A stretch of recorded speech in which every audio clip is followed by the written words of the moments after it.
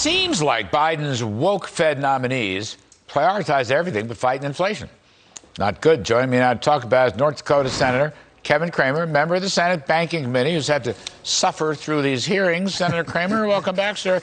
You know, just a couple of things. You know, the Sarah Bloom Raskin, I mean, I know she's credentialed and whatnot. She is an ardent opponent of fossil fuels. She has said many times in the past, although she tried to skate through it in the hearings, that, you know, she wants to allocate bank loans and credit away from the oil and gas companies and the coal companies, which is not the job of the Fed. But I wanted to ask you, your colleague Cynthia Lummis, Senator Lummis, kind of got on her. Raskin helped this, when she left the Federal Reserve Board the last time, she went into private enterprise. Good, I guess. But she helped this fintech firm called Reserve Trust get a master account, which allows clearing through the Federal Reserve System. It's the first fintech trust company to get that, and I think up to now nobody else has ever gotten it. So you have to worry how she did that. And then she made $1.5 million selling stock. And an inside deal, looks like. So what do you make of that, sir? I mean, you're going to have to vote on this and whatnot. How do you see it? Well, first of all, there's plenty of reasons to vote against Ms. Bloom Raskin, not the least of which was the strong view she has about allocating capital away from legal commerce, mainly in the fossil energy area, and we can talk a lot about that. But with regard to the issue that Senator Lummis raised, first of all, kudos to Cynthia Lummis for catching it, and she actually knows what she's talking about in this arena. And it seems to me it should be a disqualifier. Right on its face, it seems like a conflict of interest that was breached. I think it's a serious ethics question, and I think that, I just think it's a disqualifier. And that it wasn't reported, and then her husband, Congressman Raskin. Now, as I understand it, Ms. Raskin said, well, there was a death in the family or some such, and they were a little out of sync. I understand that, but her husband, who's a very activist left-wing Democrat in the House. He didn't have any trouble during this family crisis period of leading the charge to impeach Donald Trump. That's right. So that one just kind of, I could be sympathetic to family issues, Lord knows, but didn't stop him from going after, Trump. So it doesn't hold much water. No, I totally agree. But even getting back to the allocation of capital away from legal commerce, that is just a frightening concept to me. And you and I worked pretty hard, actually, as I recall, on the Main Street Lending Program to change that date. You might recall that an arbitrary date that tried to squeeze out our smaller oil and gas producers from being eligible because of our credit rating that occurred after the pandemic hit and after the demand sank and after the Saudis were flooding our markets with oil. And she had no sympathy for that and wrote a New York Times op-ed opposing it. So I have lots of reasons to be opposed. And let's remember, this is on top of Lael Brainerd, who's been nominated, and we've already had the hearing for as vice chair, who has similar views, not nearly as bad a rhetoric, but similar views that raise a lot of questions as well. Senator, it's just, occurs that if you want to end fossil fuels or sharply curtail fossil fuels, so, take their money away, take their credit away, whatever. What you're going to do is restrict the supply of energy and raise the cost and price. So, in other words, she's going on the Fed at a time of the worst inflation in decades, and she's got a anti-fossil fuel policy that will cause inflation to go higher, not lower.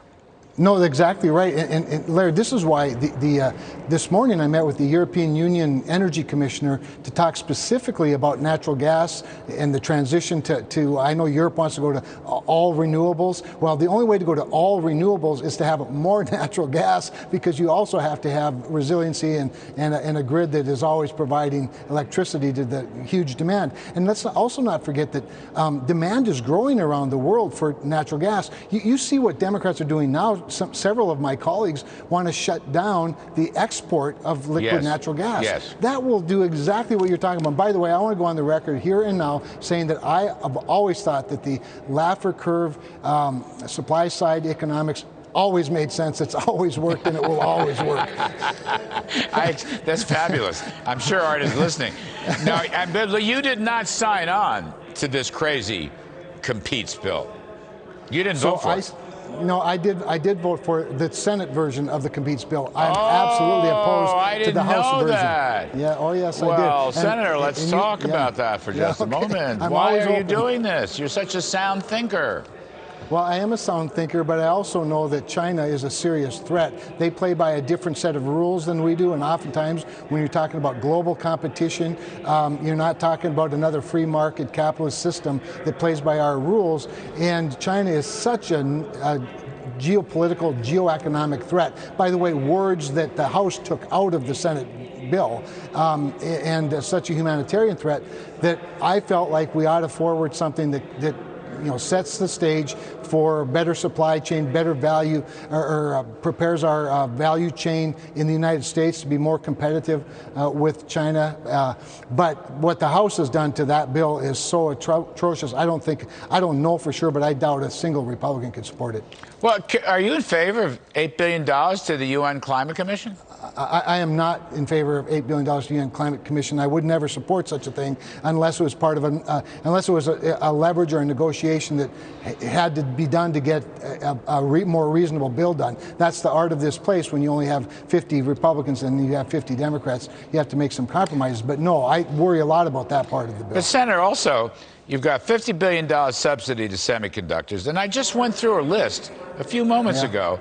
How much private investment, $200 billion of private investment in the semiconductor space. Intel in Ohio and Arizona, Taiwan Semi in Arizona, Samsung in Texas, they're all doing it, sir, through private investment. Why do you want big government socialism where we'd be more like China in whether it's the semiconductors or the energy? You've got more new Green Deal stuff in there. You've got the Commerce Department in there. And National Science Foundation, which sometimes does some good, but you're giving them $80 billion. Their whole budget is $8 billion. I mean, Senator Cramer, this cannot be your finest moment. Maybe you'll rethink this. No, first of all, let me correct myself. I did vote against the final passage of the bill. I did work on it with Todd and trying to, and so at the end I did vote against it. But you raise an important point on the semiconductor piece of it, because I believe that was a piece that was pushed pretty hard by Senator Cornyn, as I recall.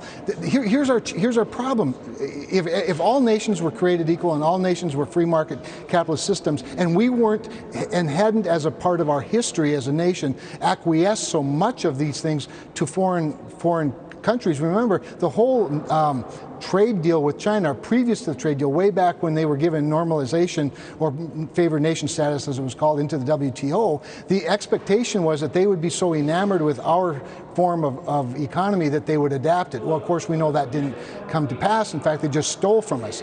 We are so behind them in the value chain and the supply chain of many of the things that are important, including defense technologies, that there is a sense that we need to jumpstart, that we need to enhance the investment. But let's also remember, Larry, and the more important thing is this: if we had more regulatory reforms on the mining of the critical minerals, that would entice the private sector more. And that's really what I was aiming more at. So that's my point.